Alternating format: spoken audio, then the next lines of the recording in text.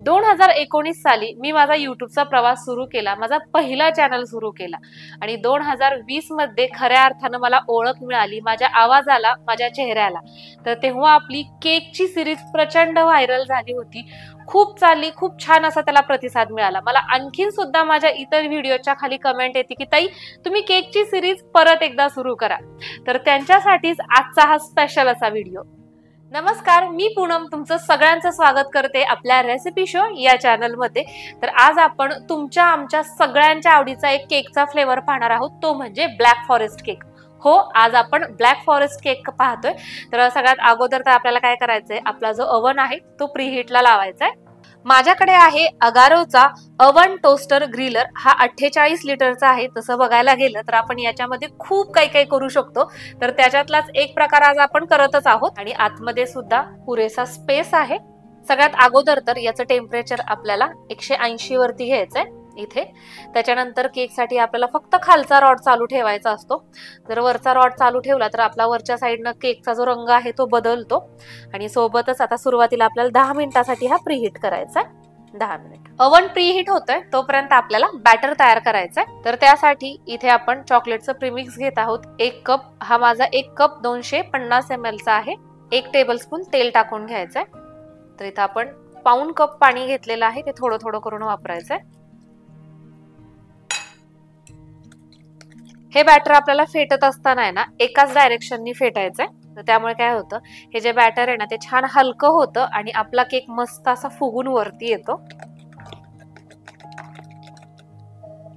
अशा पद्धतीचं बॅटर आपल्याला लागतं.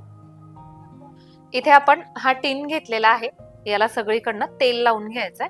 फक्त हे तेलच लावते. जर तुम्हाला आवश्यकता वाटली तर तुम्ही तेलावरती थोडासा मैदा सुद्धा लावायचा. म्हणजे अगोदर हे तेल लावायचं, तेल सगळीकडे पसरवून घ्यायचं आणि नंतर मैद्याचा असा शिपकारा मारायचा थोडासा. त्यामुळे काय होतं, केक पटकन रिलीज होतो या टिन मधनं जेव्हा तुम्ही थंड झाल्यानंतर हा बाहेर काढता. टिनला अशा पद्धतीनं सगळीकडून तेल लावून घेतलंय. आता हे बॅटर आपण यामध्ये ओतून घ्यायचंय. बॅटर टाकल्यानंतर आहे ना आपल्याला हे सगळं असं एकसारखं पसरवून घ्यायचंय. आणि आणखीन एक महत्वाची गोष्ट ती म्हणजे आपल्याला अशा पद्धतीनं हे 4 ते 5 वेळा टॅप करायचं असतं. म्हणजे बॅटर ओतताना ह्याच्या आतमध्ये जी हवा गेलेली असते ना, इथे तुम्ही बघू शकता हे असे बबल्स मधनं ती हवा येते बाहेर आतमधली. आपण प्रीहीट करायला ठेवलं होतं, ते टायमिंग याचं पूर्ण झालेलं आहे, 10 मिनिट.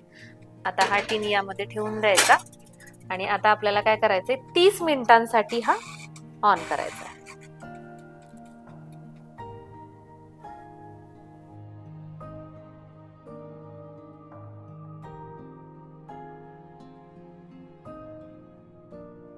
केक इथं तुम्ही बघू शकता छान अशा पद्धतीनं बेक झालेला आहे.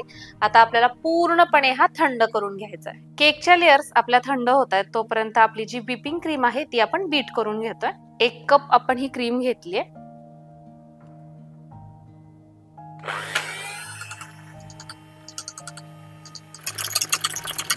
तर इथे तुम्ही बघू शकता अशा पद्धतीनं आपल्याला ही क्रीम फेटून घ्यायची आहे. क्रीम छान अशी व्यवस्थित फेटली गेली आहे. आता आपल्याला काय करायचंय, फिनिशिंग करणं जास्त सोयीचं जावं, सोयीस्कर जावं यासाठी आपण ही पाइपिंग बॅग मध्ये भरून घेणार आहोत.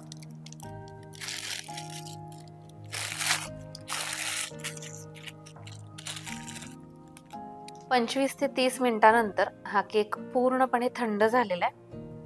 आता आपण डिमोल्ड करूयात. चाकून अशा पद्धतीनं ह्याच्या ज्या कडा आहेत त्या मोकळ्या करून घ्यायच्यात. तर तुम्ही बघू शकता मैदा वापरलेला नाहीये तरीही अगदी सहजरित्या हा केक डिमोल्ड झालेला आहे.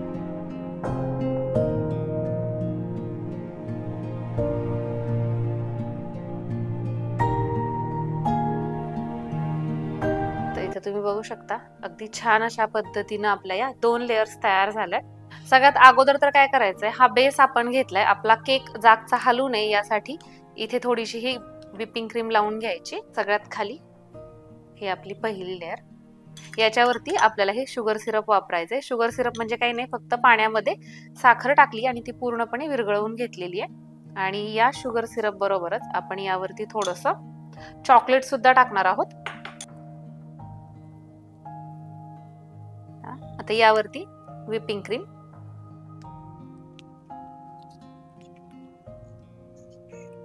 आणि हे स्ट्रॉबेरी क्रश आणि सोबतच थोड्याशा चेरीज, थोडेसे चोको चिप्स. आता याच्यावरती आपली ही दुसरी लेअर असे हलक्या हातानेही दाबून घ्यायची आणि यावरती सुद्धा मगाच्याच प्रमाणे शुगर सिरप लावून घ्यायचे किंवा ओतून घ्यायचे हलक्या हाताने.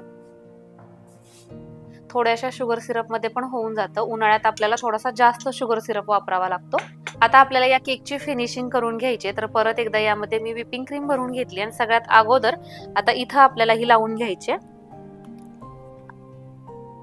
अशा पद्धतीनं. हा मधला गॅप भरून घेतला ना, त्यानंतर आता आपण खालच्या बाजून लावून घेत आहोत.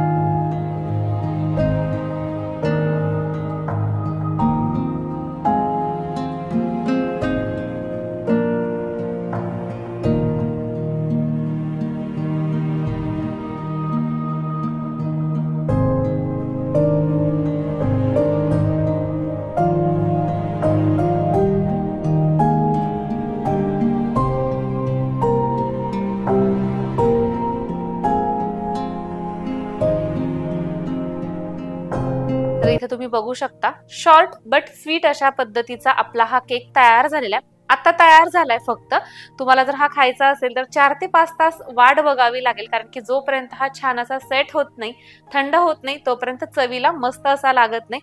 हा केक तयार करण्यासाठी आज आपण अगारोचा हा ओव्हन वापरलेला आहे. याची लिंक तुम्हाला डिस्क्रिप्शन बॉक्स मध्ये मिळेल. जर तुम्हाला हवं असेल तर तुम्ही चेक करू शकता. आज जशा पद्धतीने आपण केक केलेला आहे तसंच तुम्हाला ओव्हन मधल्या आणखीन कोणत्या कोणत्या रेसिपीज पाहायला आवडतील हे सुद्धा मला कमेंट करून सांगा. चला तर मग परत एकदा भेटूयात अशाच एका छानशा रेसिपी सहित. तोपर्यंत बाय बाय.